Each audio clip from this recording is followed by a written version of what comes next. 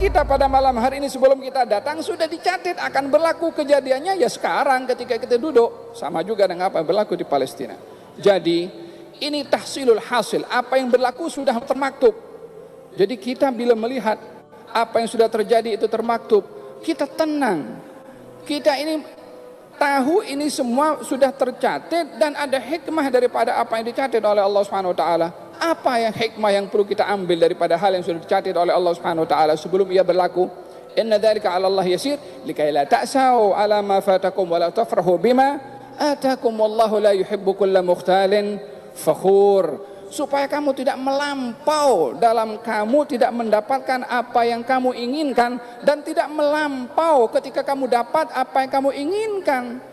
Ketika tak dapat apa yang tak diinginkan dan itu adalah menyebabkan sedih, tidak melampau. Ketika dapat apa yang diinginkan dan itu adalah kegembiraan, juga tidak melampau. Dikai la ta'sau 'ala ma fatakum wa la tafrahu bima atakum wallahu la yuhibbu kulla mukhtalin fakhur.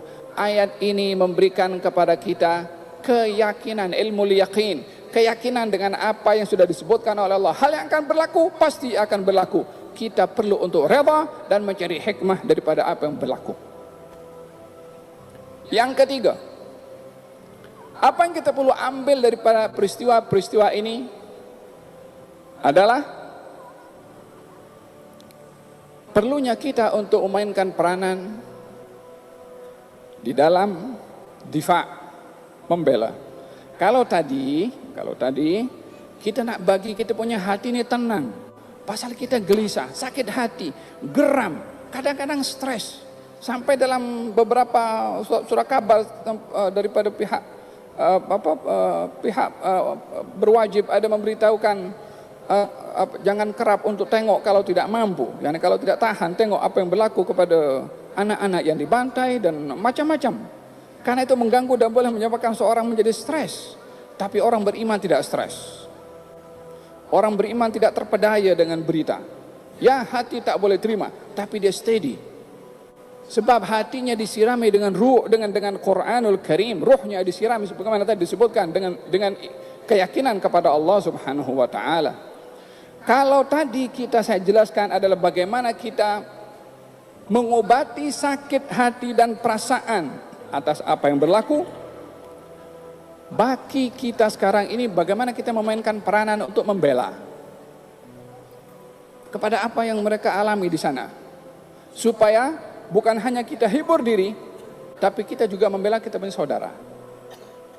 Macam mana kita mau bela?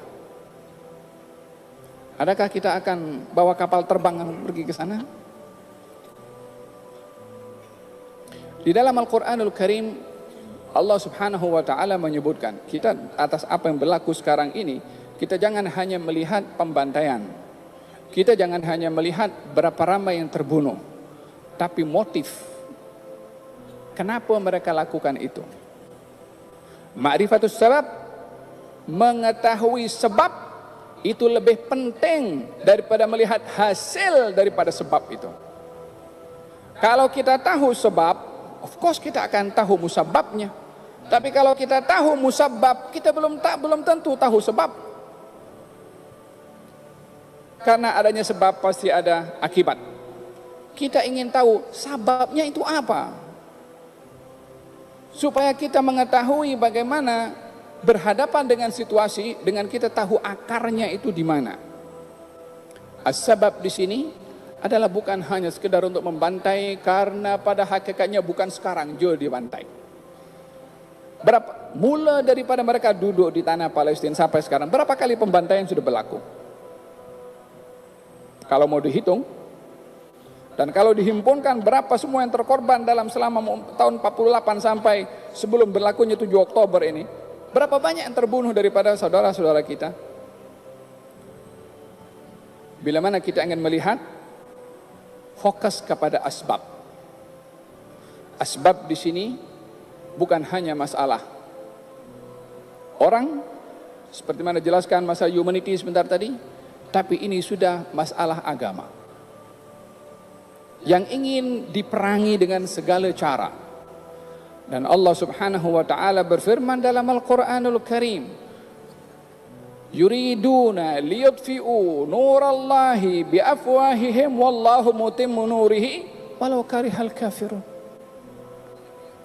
Mereka berusaha, وَمَنْ أَظْلَمُ مِمَّنِ افْتَرَى عَلَى اللَّهِ وَمَنْ أَظْلَمُ مِمَّنِ افْتَرَى عَلَى اللَّهِ كَذِبًا وَهُوَ يُدْعَى إِلَى الْإِسْلَامِ. Siapa orang yang lebih zalim daripada orang mendustakan atas nama Allah Subhanahu wa taala sementara diajak untuk masuk kepada ke agama Islam? Allah tidak, wallahu la yahdil qaumadz zalimin. Allah tak akan memberikan petunjuk kepada orang yang zalim. Siapa orang yang zalim?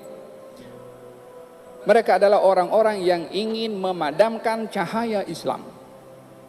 Dengan apa? Biafwahim. Ya salam. Allah Subhanahu wa taala pada ayat ini menarik betul, disebutkan oleh Allah, mereka ingin memadamkan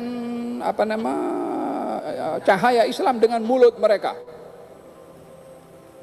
Kenapa disebutkan mulut? Ini kan mereka perang dengan senjata, dengan bom, dengan macam-macam.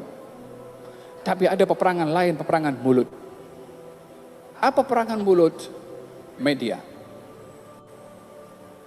Berapa banyak tipu muslihat yang menjadi sebab terkorbannya ramai orang, yang dia menjadi korban kepada informasi yang salah, seperti mana tadi Al-Habib Abdullah ada menyebutkan beberapa penipuan daripada tulisan-tulisan ulama kaum muslimin, diambil, dicuri, diletakkan dalam kitab mereka seakan-akan perkataan mereka, padahal hasil curian ilmu, kata-kata itu sendiri. Disebutkan dalam ayat ini oleh Allah Subhanahu wa taala, mereka ingin memadamkan cahaya Islam dengan kata-kata, maka Allah berfirman, wallahu mutimmu nurihi. Allah akan sempurnakan agamanya. Dengan apa? Ya kita dengan melawan. Dengan apa? Ya dengan bayan. Dengan kita memainkan peran dengan Facebook kita, dengan IG kita, dengan kita punya TikTok, dengan kita punya Facebook, dengan apa wasail media yang ada, untuk kita belajar dan kita tahu menjelaskan bagaimana hakikat daripada Islam itu sendiri kepada orang yang ingin mengetahui atau yang terkeliru menjadi korban informasi tentang buruknya Islam yang dilakukan oleh orang-orang yang ingin memadamkan cahaya Islam. Peperangan kali ini adalah pertolongan dan pembelaan kita kepada agama. Pada peristiwa yang berlaku sekarang ini, hendaklah kita memainkan peranan juga melalui media. Tapi jangan main hentam kromo. Faqidu syai' la yu'ti. Kalau tak punya maka itu tak boleh memberikan penjelasan. Kita perlu belajar dulu. Ini kejadian sekarang ini, kita perlu untuk mengkaji sejarah. Kita perlu belajar sejarah, apa yang berlaku sebenarnya. Berapa banyak kalau orang bukan Islam pun juga mengkaji sejarahnya masuk Islam. Takkan orang Islam tak tahu, bukan hanya sekedar itu Baitul Maqdis, tempat Isra-nya Nabi Muhammad, bukan hanya kiblat pertama bagi umat Islam, tapi sejarah secara keseluruhan. Baitul Maqdis itu hendaklah menjadi panduan kepada kita untuk mengetahui sejarah para anbiya yang ditugaskan oleh Allah untuk menyampaikan cahaya Allah Subhanahu wa taala.